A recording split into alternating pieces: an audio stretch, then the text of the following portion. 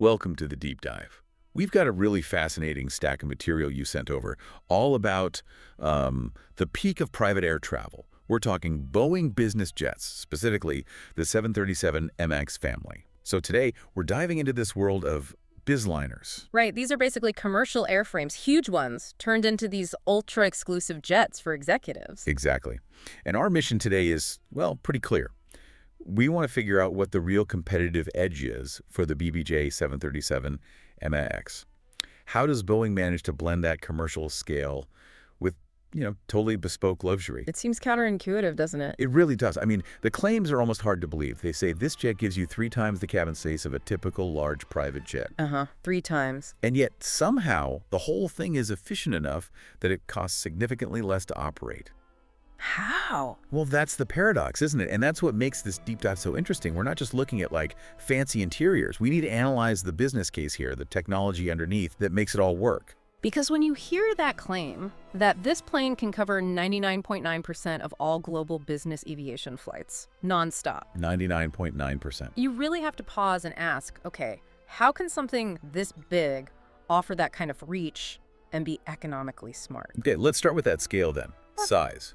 When you think 737 MX, you picture, 180 airline seats. Right, tacked in. So what happens when it becomes a BBJ? What does that actually mean for passengers, for capacity? It means basically complete freedom, for the designers, I mean. That huge commercial airframe, that wide cross-section, it's like a blank canvas. So instead of cramming seats, a typical BBJ 737X might be set up for, say, 19 passengers. Maybe a few more. Okay, 19 still sounds like a lot for a private jet. It is, but it's not just more room, it's different kinds of room. You get proper lounges, multiple ones sometimes, private staterooms, aisles you can actually walk past people in, dedicated areas for meetings, or just relaxing. It's not just about getting from A to B anymore. Right, it's a flying office, or home, almost. Yep. And underpinning all that space is incredible reach, right? We're talking serious long haul. Oh, absolutely. The numbers here are, well, they're exceptional. They cite a nonstop range up to 6,600 nautical miles. 6,600. What's that in kilometers? Over 12,200 kilometers, which translates to potentially 15 hours straight in the air. 15 hours? Wow. And if you connect that back, that size plus that range, that's how they get to the 99.9% claim. How so? Well, think about smaller, even long-range private jets. They might manage 10, maybe 12 hours, but often they need that fuel stop to cross continents. Right, the technical stop. The BBJ just flies past those stops. It gives executives genuine point-to-point travel, no layovers, no diversions unless necessary. That time saved, that's the real luxury. That is a huge advantage. It means you can connect, say, New York and London easily, nonstop. Or even much further, think Sao Paulo to Hong Kong. Direct, or Sydney across the Pacific. It fundamentally changes how companies can plan their travel. Okay, but 15 hours is a long time. Doesn't matter how nice the seats are, that's a marathon flight. It is. So let's talk comfort. How do they make sure passengers actually arrive feeling, human, ready to work? Yeah, this is where that huge cabin space really comes into play. It's not just about filling it with expensive stuff. Right. The firms that do these interiors, AMAC, Associated Air Center, there are several others mentioned, they specialize in designing for health and productivity on long flights. So you get these open, airy entryways, big living areas, private rooms that feel, well, genuinely like rooms, not just compartments. And I thought this detail was really clever. Yeah. Externally, the plane isn't that much bigger, footprint-wise, than other large cabin jets. Right, on the tarmac. But because it uses that wide commercial fuselage, that cross-section, you get nearly 3 times the actual volume inside. Exactly. You're maximizing the width and the height that the original 737 airframe offers. But the key technical bit for comfort, the thing that really hits productivity on those long flights, it's the cabin pressurization. Ah, the low cabin altitude system? I saw that mentioned. Yes. This is crucial. Explain that, because not everyone might grasp why cabin pressure matters so much. Sure. So on a typical airliner, the cabin is pressurized to feel like you're at about 8,000 feet elevation. Imagine being in, say, Aspen or Denver for your whole flight. Okay, pretty high up. Yeah, and that lower pressure, the thinner air, it causes fatigue, headaches, dehydration. It just wears you down. You feel wiped out when you land. We've all felt that after a long flight. Exactly. Now, the BBJ 737 MAC uses this special system, unique to bizliners really, that increases the air pressure inside. So even when the plane is cruising way up high, The feeling inside the cabin is like being at only 6,500 feet.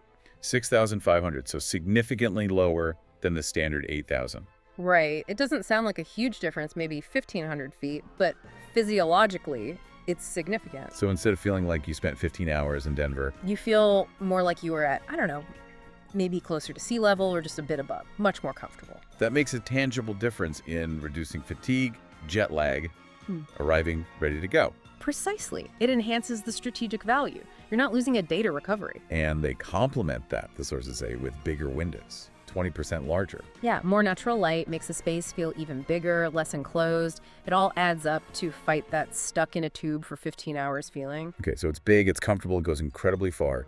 Let's switch to the operational side, because efficiency and massive plane don't usually go together. Right. The materials claim this BBJ 737 MX isn't just capable, it uses cutting-edge tech.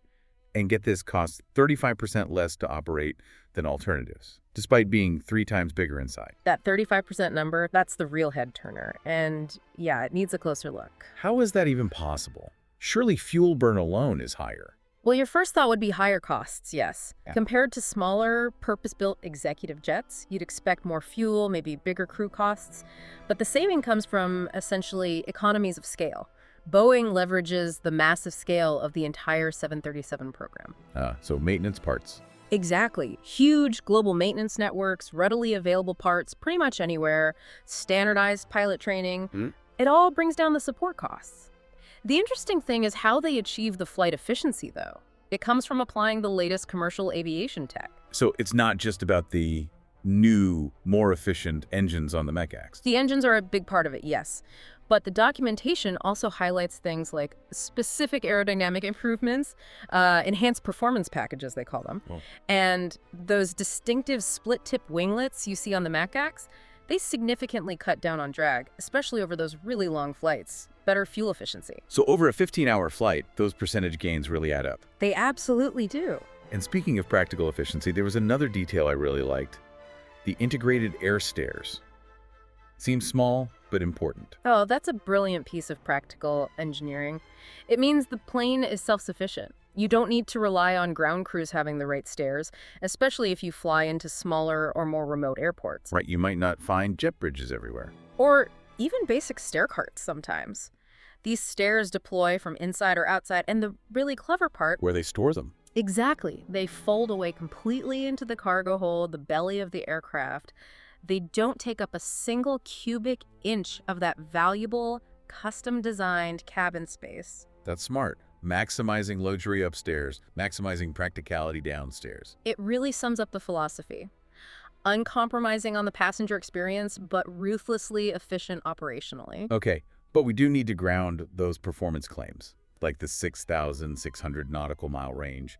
The source material is very specific about the mission assumptions behind that number. Yes, and the fact they list those assumptions so clearly is important. It shows transparency. It tells the buyer exactly the conditions under which that range is calculated. So it's not just a theoretical best-case scenario. No, not at all. It's based on standard industry rules, the NBAA IFR rules. Yeah. They factor in carrying 8 passengers, plus their luggage weight. They account for typical fuel reserves, a 3% buffer for airways routing, and importantly, they factor in headwinds. They assume 50% annual winds, meaning half the time you're fighting some wind. Right. Real-world conditions. And they include fuel to fly to an alternate airport 200 nautical miles away if needed. So it's a realistic, dependable range figure, not just a brochure number. That context is crucial for anyone planning those ultra-long-haul flights. Good. Now, just to place the 737 MX, it's part of a bigger Boeing family, right? It is. Boeing scales this bizliner concept up even further. They have the BBJ 787 Dreamliner. Wow, a private Dreamliner. Yeah, setting the standard for VIP wide bodies. And then there's the monster, the BBJ 777X. Their tagline for that is basically, from anywhere to everywhere, nonstop. Okay, so the 737 MAX fits in as the efficient long hauler. Kind of the sweet spot, maybe. Yeah. Best blend of that massive cabin, very long range, and the operational efficiency we talked about. Plus, you get that huge Boeing support network. And they mentioned something called BBJ Select, a new way to buy. Yeah, seems like a newer purchasing or customization pathway, perhaps simplifying the process. The key, though, is that ecosystem Boeing, plus the network of completion centers like AMAC, JetTech, Associated Air Center. These are the partners who actually build out those incredible custom interiors. Right, it takes a village to create one of these. Very specialized, very high-end village. Okay, so let's recap our deep dive on the BBJ 737 MAX. What have we found? Well, it's defined by, I'd say, 3 things. 1, scale. That 3 times cabin space really sets it apart. 2, reach. Yeah. That dependable 6,600 nautical mile range, covering almost any conceivable business trip nonstop.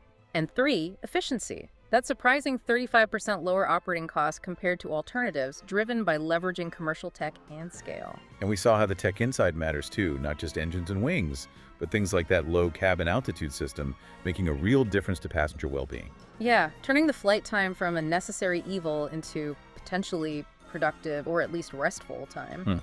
It's a strategic tool, not just transport. But, here's something to really think about. A final thought, maybe. We focused a lot on that 35% operational saving, how efficient it is to fly. Right. Yet we also talked about these completely bespoke, incredibly luxurious interiors. Staterooms, marble bathrooms maybe, custom lounges, designed by very exclusive firms. Yeah, the sky's the limit, presumably. Exactly. Okay. So while the operating cost might be relatively fixed and efficient, how much does the sheer cost of creating that unique personalized luxury inside the plane inflate the total acquisition cost, the final price tag for the customer? So the sticker price for the jet itself might be dwarfed by the fit-out cost. Potentially, yes. That personalized luxury, that flying palace aspect, it comes with its own highly variable and likely enormous price tag, quite separate from the airframe's efficiency, something to mull over. That's a great point. The true cost isn't just flying it, it's building your dream inside it first. So what does this all mean for you, the listener? You now have the inside track on the engineering, the economics, and the sheer luxury that makes the BBJ 737 MAX one of the most capable corporate jets flying today. Thanks for joining us for this deep dive.